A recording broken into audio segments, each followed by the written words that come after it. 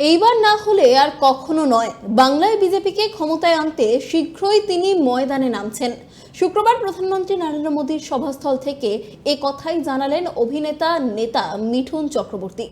গত বিধানসভা ভোটের আগে বিজেপিতে যোগ দেয়া মিঠুনের মন্তব্য, এটাই আমাদের শেষ লড়াই, মরণপণ লড়াই।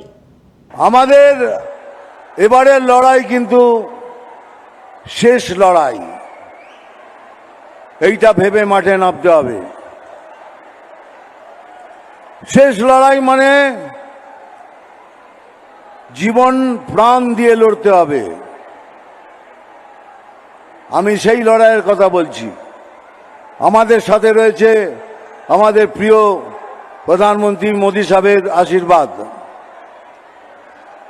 আমি থাকবো, আপনারা থাকবেন, সবাই মিলে একসাথে এই সংগ্রামে নিয়ে নামবো। আমাদের এই ইলেকশন জিততেই হবে, যেভাবেই হোক জিততে হবে।